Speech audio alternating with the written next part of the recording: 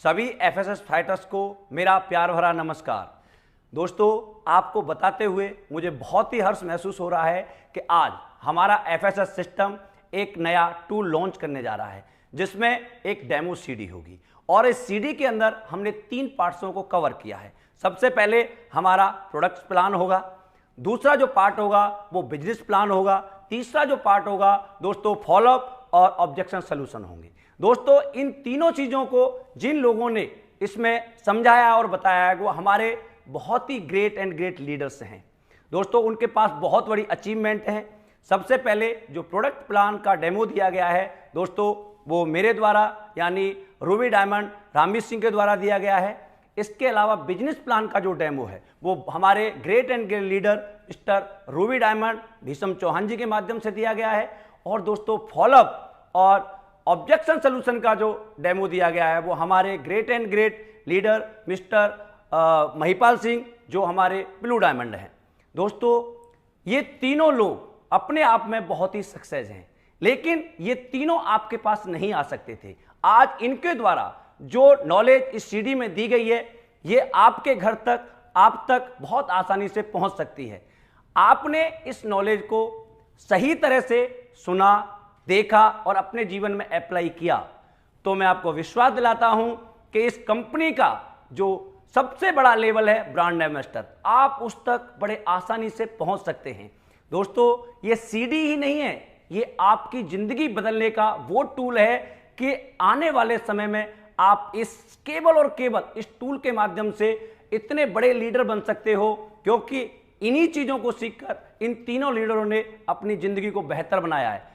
तो दोस्तों, आप सभी के लिए मेरी तरफ से all the best. Thank you, thank you. Hello sir, how are you? Fine sir. Myself Ramveer Singh, your good name? BS Bhandari नाम है सर मेरा। भंडारी सर, आपको अविनाश जी ने मेरे बारे में बताया होगा कि आज हम लाइफस्टाइल के ऊपर काम कर रहे हैं। लाइफस्टाइल का मतलब आज क्या खाना हमारे लिए अच्छा है, क्या खाना हमारे लिए खराब है, क्या खाने से हमारी समस्याएं होती हैं, क्या खाने से नहीं होती, इन सारी चीज़ों पर हमारी कंपनी काम करती है और घर घर जाकर इसके बारे में एजुकेशन देती है। यदि कि इंसान को ये पता लग जाए कि भाई ये मेरे शरीर के लिए अच्छी चीज़ है और ये शरीर के लिए खराब है, तो बहुत सारी ऐसी समस्याएं हैं जिनसे हम बच सकते हैं। तो सर, हम इसी चीज़ पर काम कर रहे हैं, लेकिन मुझे आपके बारे में बताया था कि आप कुछ अच्छा कर रहे हैं, तो मैं आपसे पूछना चाहूँगा कि आप क्या कर रहे हैं अभी? मैं सर टीचर हूँ कॉन्वेंट स्कूल में। सर, बहुत अच्छा है सर, आप टीचर हैं। टीचर का जो काम होता है वो बहुत ही अच्छा होता है। हजारों बच्चे जो आसमान को छूते हैं, उनके पीछे कहीं ना कहीं ये गुरु का हाथ होता है। तो ऑलरेडी सर आप अपनी जिंदगी में सक्सेस हैं, मैं उसके लिए आपको बधाई देना चाहूँगा। Thank you. उसके बाद अपनी कंपनी के बारे में बताना चाहूँगा सर। हमारी कंपनी का नाम एसलीपीएस वेलनेस प्राइवेट लिमिटेड है, जिनका जन्म 9 नवंबर 2014 को द्वारका सेक्टर 19 न्यू दिल्ली में हुआ है। अच्छा। और आज ऑल ओवर इंडिया में 30 ब्रांच काम करती है। हमारी कंपनी कॉर्पोरेट अफेयर्स में रजिस्टर्ड है, इसके अलावा ISO सर्टिफाइड है। इसके अलावा गवर्नमेंट के द्वारा जितने भी लीगल डॉक्यूमेंट की जरूरत होती है वो सारे हमारी कंपनी के पास हैं। और भारत सरकार द्वारा डायरेक्ट सेलिंग की जो गाइडलाइन जारी की गई हैं उसके अनुसार हमारी कंपनी कंज्यूमर अफेयर्स में भी रजिस्टर्ड है। हमारी संस्था लाइफस्टाइल को सुधारने का काम करती है। लाइफस्टाइल को हम तभी सुधार सकते हैं जब हमें उसकी जानकारी हो। सही है? तो ये जानकारी मैं एसलीपीएस वेलनेस की प्रेजेंटेशन बुक के माध्यम से आपके साथ शेयर करना चाहूंगा। अब हेल्थ की बात आती है, मैं आपको थोड़ा सा पीछे लेके चलना चाहूंगा। आपके दादाजी के जमाने में आपने देखा होगा उस टाइम के जो लोग होते थे वो हेल्थ में हमसे कई गुना ज्यादा अच्छे होते थे। 60-70 साल की उम्र तक हट्टे कट्टे रहते थे और उसके बाद थोड़े बहुत बीमार होते थे तो अपने घर में देसी इलाज या किसी वैद्य के माध्यम से अपने आप को ठीक करते थे। इसलिए वो लिविंग लॉन्ग मतलब लंबी जिंदगी जीते थे और कष्ट कम झेलते थे। लेकिन आज ये स्थिति सर बिल्कुल बदल चुकी है। आज 10% बच्चे तो बीमारी के साथ जन्म लेते हैं और एवरेज लगाया जाए तो 30 साल की उम्र के बाद आज हर इंसान को कहीं ना कहीं दवा लेने की आवश्यकता पड़ती है। यानी हम ये कह सकते हैं कि डाइंग लॉन्ग और लिविंग शॉर्ट। इसके अलावा पुराने जमाने में सर कौन कौन सी बीमारियां होती थी? Malaria, diphtheria, smallpox, plague, chicken, cholera, TB, काली खांसी, ये सर वो बीमारियां हैं। बीमारियां ही नहीं, इनको लोग पहले महामारियां बोलते थे और बहुत सारे लोग और बच्चे मर जाया करते थे। लेकिन इनके होने का कोई न कोई रीजन होता था, तभी हमारे समाज में आती थी। लेकिन आज हम अपनी साइंस को सैल्यूट करना चाहेंगे। आज हमारी साइंस ने इन सारी बीमारियों पर काबू पा रखा है। इसकी वजह से लोग नहीं मरते हैं, इनका इलाज संभव है। लेकिन आज के दौर में कौन सी समस्याएं आपको देखने को मिलती हैं? ऑस्टियोपोरोसिस, हड्डियों में छेद होना, asthma, diabetes, stroke, cancer, hypertension, heart attack, arthritis, obesity, ये वो बीमारियां हैं सर जिनके होने का कोई भी रीजन नहीं है। ये सिर्फ और सिर्फ हमारी लाइफस्टाइल की वजह से होती है। और लाइफस्टाइल में क्या आता है सर? हम क्या खाते, कब खाते और कैसा खाते। आज हमारा खाना ही आज हमारी मौत का कारण है। सर मैं आपको आगे दिखाना चाहूं कि हमारी बॉडी को चलाने के लिए किस किस चीज की जरूरत होती है। 11 चीजों की हमारी बॉडी को चलाने की जरूरत होती है। Vitamin, trace element, mineral, carbohydrate, fibre, amino acid, herb, water. अब ये 11 की 11 चीजें पुराने वाले इंसान को उनके खाने में मिल जाती थी, क्योंकि उनका खाना गॉड मेड होता था, उसमें कोई मिलावट नहीं होती थी, इसलिए वो खाना एक दवाई का काम करता था और वो लोग अच्छी जिंदगी जीते थे। लेकिन आज हम क्या खा रहे हैं? आज हम उन चीजों को खा रहे हैं जिसकी हमारी बॉडी को आवश्यकता ही नहीं है। Burger, pizza, cake, soft drink, alcohol, refined oil, नमकीन, बिस्किट, चाय, सॉल्ट, शुगर, कैफीन, पान, बीड़ी, सिगरेट, तंबाकू, गुटखा। सर ये तो हम इन चीजों को नहीं खाएं तो क्या हमारा शरीर नहीं चलेगा? बिल्कुल चलेगा। फिर हम इनको क्यों खाते हैं? लाइफस्टाइल है, यही टेस्ट के लिए, लाइफस्टाइल के लिए। ये जो खाना है सर, ये कोई परमात्मा ने नहीं बनाया, ये मेरे जैसे आप जैसे किसी इंसान ने बनाया है और उसने हमारी सेहत के लिए नहीं बल्कि अपनी पॉकेट के लिए बनाया है। ये जो खाना है स्लो पॉइजन का काम करता है, तुरंत नहीं मारता, लेकिन आने वाले समय में हजारों बीमारियों को जन्म देता है। और यही कारण है कि आज हमारी उम्र हमारे बुजुर्गों से 30 से 40 साल कम हो चुकी है। इसके बढ़ने का एक और भी कारण है। पुराने जमाने में 60 करोड़ की आबादी थी, आज 130 करोड़ की आबादी है। 70 करोड़ लोग जो आए हैं उनके लिए खाना पीना मकान दुकान सब चाहिए। उससे क्या हुआ? सप्लाई जो थी वो कम हो गई, डिमांड ज्यादा हो गई। उस डिमांड को पूरा करने के लिए साइंस ने ऐसी तरक्की की है कि जो चीज 1 बीघा खेत में 5 मन होती थी या 1 टमाटर के पेड़ पर 10 टमाटर आते थे, आज 50 आ सकते हैं या 10 मन चीज हो सकती है। सही है? सही। ये आप देख रहे हैं अपनी आंखों से सर या नहीं? बिल्कुल। इसके अलावा खाना पकाने का सिस्टम बिल्कुल बदल चुका है। पहले गांव में चूल्हे पर लोहे के बर्तन में लोग खाना पकाते थे, उसकी खुशबू अलग होती थी, 1 घंटा लगता था बनने में। लेकिन आज वही खाना हमारे और आपके घर में मात्र 15 से 20 मिनट में जबरदस्ती प्रेशर कुकर के माध्यम से बनाया जाता है। और कुकर के खाने में से 85% पोषक तत्व उड़ जाते हैं, ये साइंस बोलती है। इसके अलावा स्टोरेज एंड ट्रांसपोर्ट, किसी भी आज छोटे छोटे बच्चे जो स्कूल जाते हैं वो आपको ये नहीं बता पाएंगे कि ये फ्रूट कौन से सीजन में होता है और सब्जी कौन से सीजन में होती है, बिकॉज 12 महीने मार्केट में आपको हर चीज अवेलेबल मिलती है। किसी भी फ्रूट और सब्जी को तोड़कर हम 24 आवर्स के अंदर खाते हैं तो 90% विटामिन हमारी बॉडी को मिलते हैं। आफ्टर दैट 10% चीजें मिल पाती हैं। और हम तो चीजों को सर 6-6 महीने बाद भी खाते हैं। हम 6 महीने बाद जो चीजों को खा रहे हैं, हमें लगता है उसमें कुछ खाने की अच्छी चीज है? नहीं सर, वो ऐसे ही होते हैं जैसे मरे हुए इंसान को कोल्ड स्टोर में लगा दो और 6 महीने बाद निकालो तो बॉडी तो वैसे मिलती है, लेकिन सांसें उसके अंदर नहीं होती है। इसके अलावा आप देख रहे हैं सर, आज हर किसान अपने खेत में दवाई का प्रयोग करता है। इसको ही पता है जहर है, इसलिए मास्क लगा के देखता है। लेकिन क्या इस चारे को धोकर हम गाय या भैंस को खिलाते हैं? आलू, बैंगन, टमाटर, गोभी, भिंडी, धनिया जिन पर भी हम छिड़काव करते हैं, क्या उसके अंदर से हम पेस्टिसाइड की मात्रा को निकाल सकते हैं? नहीं। ये सर WHO की रिपोर्ट है। 3 मिलियन केस हर साल पेस्टिसाइड की वजह से पैदा होते हैं और 2,20,000 मौतें हर साल मिलावटी जहर के कारण होती है। इसके अलावा सॉफ्ट ड्रिंक, आज का युवा शुद्ध पानी पीना पसंद नहीं करता, सॉफ्ट ड्रिंक पी के अपनी प्यास बुझाता है। सर मेरे पास बड़ी बड़ी रिपोर्ट्स हैं कि इसके अंदर 1% भी न्यूट्रिएंट वैल्यू नहीं होती जो हमारी बॉडी को कहीं भी फायदा देती हो। सर आप प्रैक्टिकल करना, इसे 15 मिनट अपने घर पर गर्म करके देखना। आपके पतीले में काला सा पदार्थ जमता है जिसकी में से बिल्कुल ऐसी स्मेल आती है जो रोड पर तारकोल डालते हैं डब्बर, बिल्कुल वैसी। और किसी भी लैब में टेस्ट कराना sir, 15 teaspoon sugar 1 litre soft drink के अंदर पाई जाती है। मेनली इससे जो होने वाली बीमारियां हैं, heart disease, increase BP, weight gain, diabetes, दांतों खराब होना, migraine, change in heart rate, depression, memory loss, brain cancer तक करने की पावर रखता है आपका सॉफ्ट ड्रिंक। अच्छा। सर कुछ पीना है तो नींबू पानी पीजिए, गन्ने का जूस पीजिए, बहुत सारे फ्रूट्स आते हैं उनका रस पीजिए, उनको पियोगे तो उससे हमारा शरीर भी ठीक रहेगा, उसका पैसा भी हमारे देश के किसानों को मिलेगा। इसका करोड़ों रुपए हम विदेश को देते हैं, इससे हमारे देश को क्या फायदा है? कुछ भी नहीं। सही है। इसके अलावा बर्गर, पिज्जा, केक, ये भी हमारे देश का खाना नहीं है। एक ऐसा खाना है जो 3-3 महीने तक खराब नहीं होता। आप अपने घर में कोई खाना बनता है हमारे घर में, क्या वो दूसरे या तीसरे दिन खाने लायक रहता है? नहीं। लेकिन ये 3-3 महीने तक खराब नहीं होता। क्यों? क्योंकि इसके अंदर जो केमिकल डाले गए इसको प्रोटेक्ट करने के लिए वो हैं जो शैम्पू और कॉस्मेटिक के सामान बनाने में भी काम आते हैं।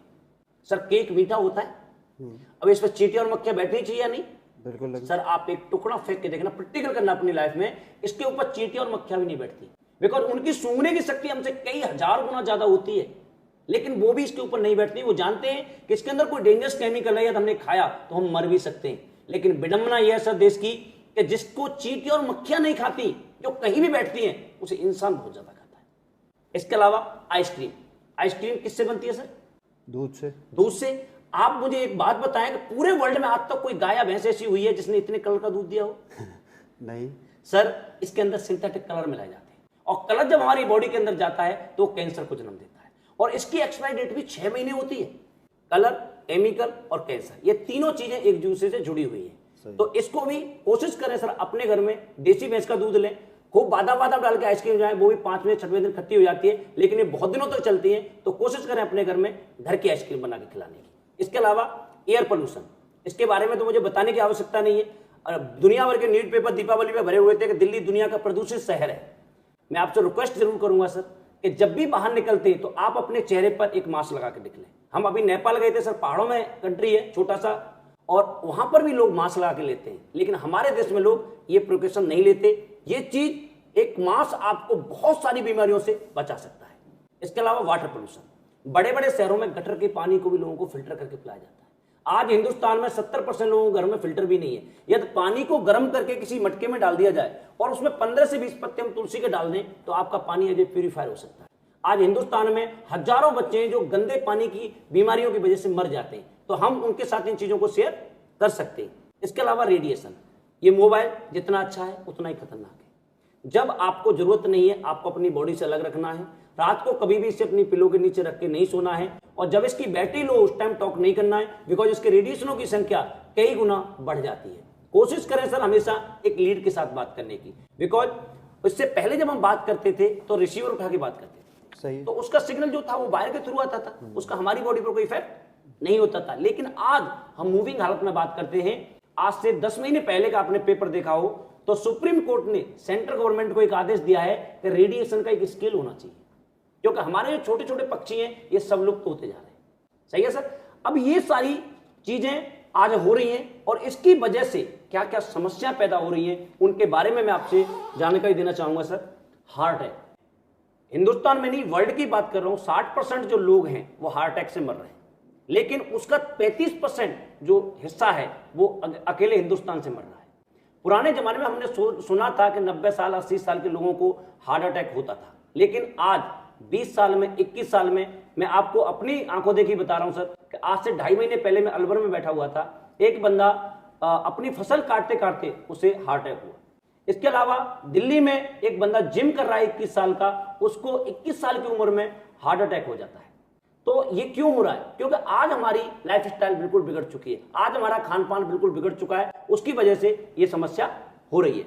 इसके अलावा डायबिटीज, डायबिटीज एक हर 7 आदमियों में से 1 आदमी को हिंदुस्तान के अंदर डायबिटीज है। डायबिटीज में सर आपका ब्लड गाढ़ा हो जाता है, ब्लड गाढ़ा हो जाता है तो सर आपको हार्ट अटैक भी हो सकता है, आपकी किडनियां खराब हो सकती हैं, आपका मतलब लीवर खराब हो सकते हैं। इसके अलावा जब शुगर का लेवल ज्यादा बढ़ जाता है तो एक गैंग्रीन नाम की बीमारी और हो जाती है, जिससे कि यदि आपके पैर में घाव हो गया घुटने से नीचे तो वो भरता भी नहीं, लोगों के पैर भी काटने पड़ते हैं, और इसकी पूरी जिंदगी आपको दवाइयां खानी पड़ती हैं।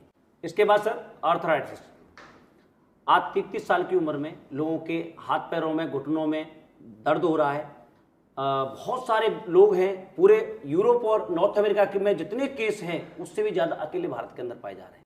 आज बहुत कम उम्र में कमर का दर्द हो जाना, घुटनों में होना, ये बहुत ज्यादा बीमारी आज बढ़ रही है। लोगों के सही खान पान न होने की वजह से आज हमारे लिगामेंट टूट रहे हैं, हमारे जॉइंटों में पेन दिखाई दे रहे हैं, ये बहुत समस्या हिंदुस्तान के अंदर है।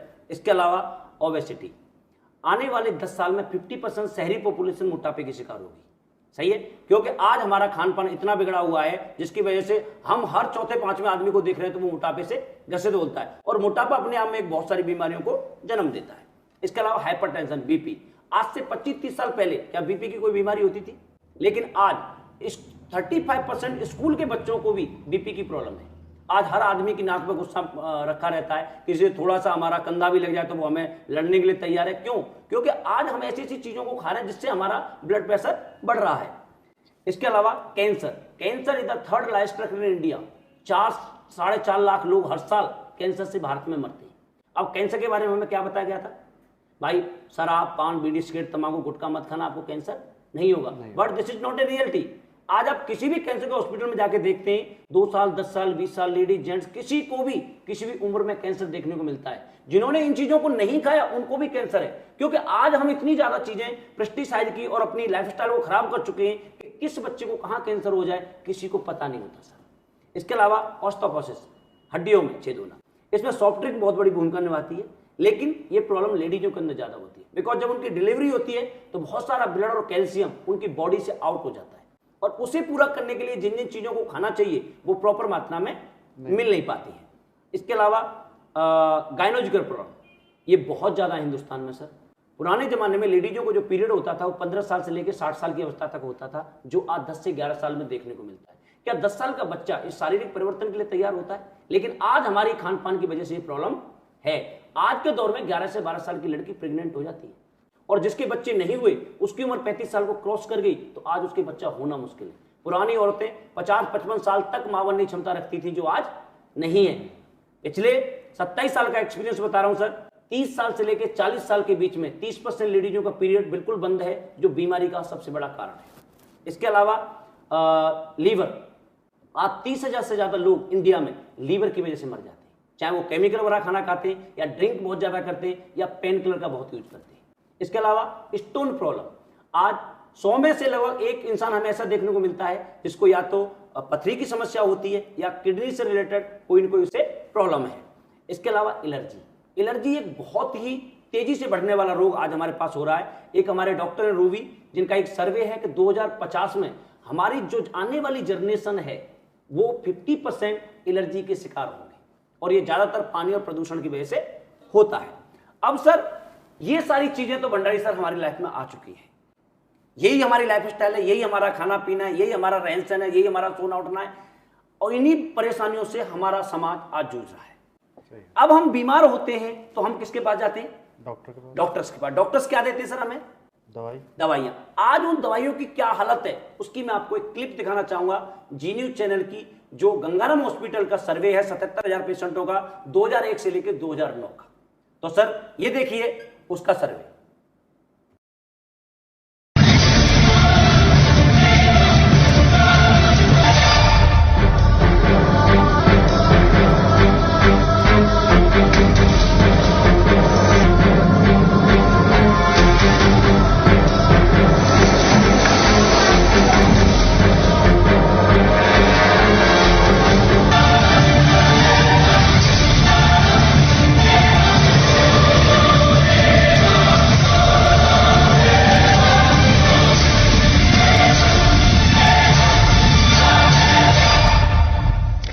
देश की 121 करोड़ आबादी पर ऐसा जानलेवा खतरा मंडरा रहा है जिसका नतीजा सिर्फ मौत है, और वो खतरा है दवाओं के बेकार हो जाने का।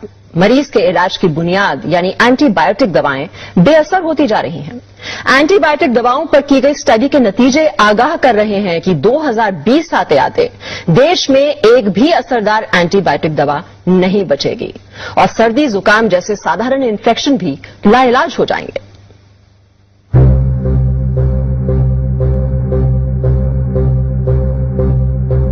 देश की 121 करोड़ आबादी पर ऐसा जानलेवा खतरा मंडरा रहा है जिसका नतीजा सिर्फ मौत है, और वो खतरा है दवाओं के बेकार हो जाने का।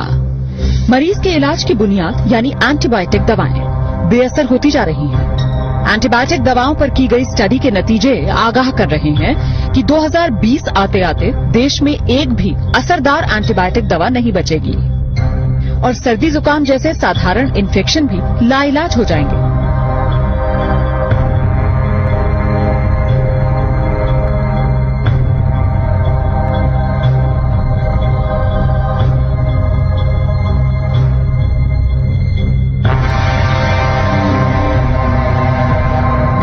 जरा सोचिए, अगर डॉक्टर को मरीज की बीमारी का पता हो, उसके इलाज के लिए बेहतरीन वार्ड, टेस्ट और ऑपरेशन की सुविधा हो, लेकिन मरीज पर दवाएं ही असर न कर रही हों और मरीज को बचा पाना नामुमकिन हो जाए। ये सिर्फ ख्याल नहीं है, ये वो डरावनी हकीकत है जिसका तोड़ डॉक्टर अभी तक नहीं तलाश पाए।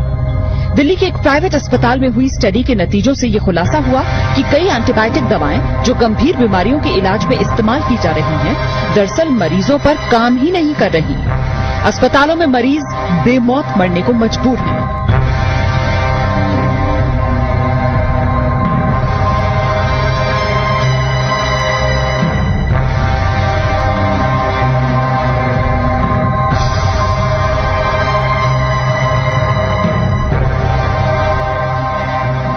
अगर हम डिस्क्रीट अब ना हो, अगर हम ये इस पे ध्यान ना दें, तो हो सकता है इवन बिफोर 2020 हमारे पास एंटीबायोटिक्स होना या न होने का कोई मतलब ना हो।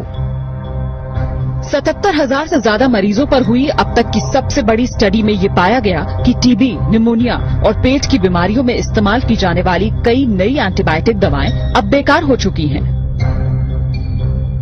टीबी के इलाज के लिए दी जाने वाली दवा 2002 में तकरीबन 98% मरीजों पर काम कर रही थी, जबकि 2009 में ये सिर्फ 48% मरीजों पर ही कारगर साबित हो पाई। निमोनिया और सांस की तकलीफ के लिए दी जाने वाली एंटीबायोटिक दवा 2002 में 25% मरीजों पर काम कर रही थी, लेकिन 2009 में ये दवा महज 3% मरीजों के काम के लायक ही रह गई थी।